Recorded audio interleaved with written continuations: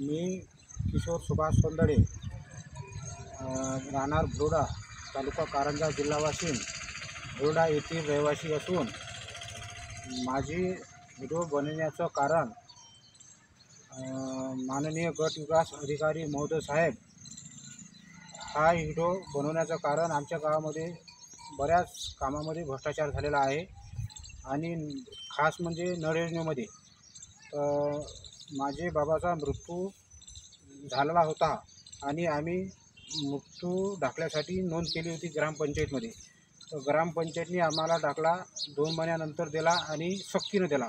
सक्तीनं असा दिला की नळ योजनेचे पैसे भरा, म्हणून त्याच्यानंतर आम्ही तुम्हाला दाखला देतो, अशी आमच्याकडे सक्ती केली.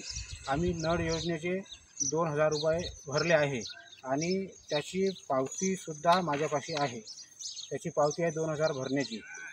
आणि मला एक म्हणायचं आहे की हे जो नळ योजना आहे, या नळ योजनेचे आम्ही माहिती अधिकार टाकलेले आहे की हे नळ योजना ग्रामपंचायतच्या ठरावामध्ये आहे की नाही. तर त्या 2 माहिती अर्जापैकी एक अर्जाचं उत्तर आज आलेलं आहे. ते विनोद नंदा गवडी यांच्या माहिती अधिकाराचं उत्तर आलेलं आहे. त्याच्यामध्ये असं लिहिलेलं आहे की हे ठरावाची आमचा शोध चालू आहे, पण ठरावा झाला किंवा नाही हे स्पष्टीकरण नाही आहे. फक्त ठरावाचा शोध चालू आहे असं लिहिलेलं आहे. याच्याहून समजून येतो की याचा ठरावा झालेलाच नाही. तर मला असं म्हणायचं आहे की याच्या ग्रामपंचायतीमध्ये जर ठरावा नसेल किंवा नाही, तर यांनी 2000 रुपयाची पावती सक्तीने माझ्याकडून कशी फाडली. आणि शासनाच्या नियमानुसार मृत्यू दाखला कोणतीही सक्ती न करता त्यांना सोपावं लागते. घरच्या लोकांना मृत्यू दाखला द्यावा लागते, कोणतीही सक्ती न करता.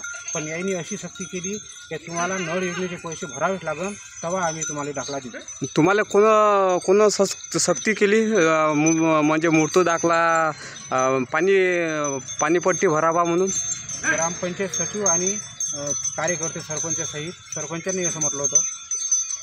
काय म्हणे? म्हणे तुम्हाला 2000 रुपये जे भरले आहे, नळ योजनेचं पैसे भरावं लागते म्हणे. मी त्याला म्हटलं होतं की नळ योजना तुमच्या ताब्यात आहे का.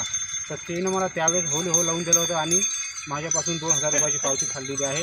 हे 2000ची पावती माझ्यापाशी हजर आहे. आता तुमचं मत काय आहे?